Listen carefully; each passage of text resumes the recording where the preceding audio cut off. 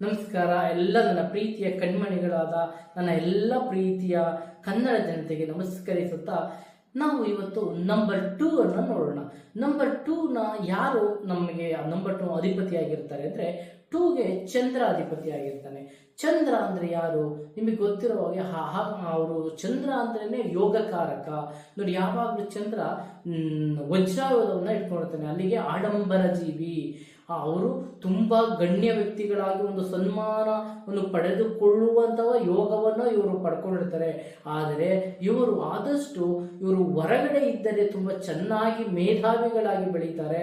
ಮತ್ತೆ ಇವರು ಅಲಂಕಾರ ಪ್ರಿಯರಾಗಿರ್ತಾರೆ, ರಸಿಕರಾಗಿರ್ತಾರೆ. ಮತ್ತೆ ಅದರ ಜೊತೆಗೆ ಇವರು ಮೋಹ, ಪ್ರೀತಿ, ಮೋಹ, ಮದ, ಮಾಸ್ತರ್ ಇವೆಲ್ಲ ಜಾಸ್ತಿ, ಕಾಮ, ಕ್ರೋಧ ಅಂತಾರಲ್ಲ, ಇವನ್ನೆಲ್ಲ ಜಾಸ್ತಿ ತುಂಬಿಕೊಂಡಿರೋರು ಇರ್ತಾರೆ.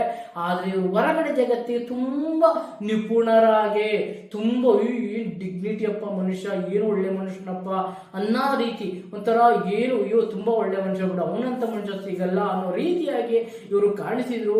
ಇವರ ಒಳ ಮರ್ಮದಲ್ಲಿ ತುಂಬಾ ಕಷ್ಟ. ಅವ್ರನ್ನ ಅರ್ಥ ಮಾಡ್ಕೊಳ್ಳೋದೇ ಕಷ್ಟ ಆಗ್ಬಿಡುತ್ತೆ.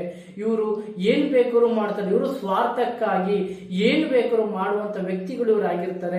ಅದ್ರ ಜೊತೆಗೆ ಇವರು ತುಂಬಾ ಯಶಸ್ಸನ್ನ ಕೂಡ ಇವರು ಪಡಿತಾರೆ. ಯಾಕೆಂದ್ರೆ ಇವರು ಹುಟ್ಟಬೇಕಾದ್ರೆ ಯೋಗದಲ್ಲಿ ಹುಟ್ಟುಬಿಡ್ತಾರೆ ಇವರು ಚಂದ್ರನ ಒಂದು ಆಡಂಬರದಲ್ಲಿ. ಹಾಗಾಗಿ ಇವ್ರಿಗೆ ಯಶಸ್ಸು ಅನ್ನೋರು ಇವ್ರ ಜನ್ಮಸಿದ್ಧ ಹಕ್ಕಿದ್ದಂಗೆ ಇವ್ರಿಗೆ ಮುಂದೆ ಅವ್ರ ಜೊತೆಲೆ ಬಂದ್ಬಿಟ್ಟಿರುತ್ತೆಲ್ಲ.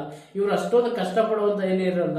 ಆದ್ರೆ ಇವರು ಅದನ್ನ ಚಂಚಲ ಬುದ್ಧಿಯನ್ನ ಕಂಟ್ರೋಲ್ ಇಟ್ಕೊಂಡ್ರೆ, ಇವರು ವಿದ್ಯೆ, ಬುದ್ಧಿ, ಶ್ರದ್ಧೆ ಎಲ್ಲವನ್ನು ಇವರು ಒಂದು ಮನದಟ್ಟಾಗಿ ಒಂದು ಕಾನ್ಸಂಟ್ರೇಷನ್, ಡೆಡಿಕೇಶನ್ ಅಲ್ಲಿ ತಗೊಂಡ್ರೆ ಇವರು ಒಳ್ಳೆ ಸ್ಥಾನಮಾನಗಳ ಜೊತೆಗೆ ಇವರು ಒಂದು ವೈಟ್ ಅಂದ್ರೆ ಬಿಳಿ ವಸ್ತ್ರಗಳನ್ನು ಧರಿಸುವುದರಿಂದಲೂ ಕೂಡ ಅವರು ಯಶಸ್ಸನ್ನ ಕಾಣ್ತಾರೆ.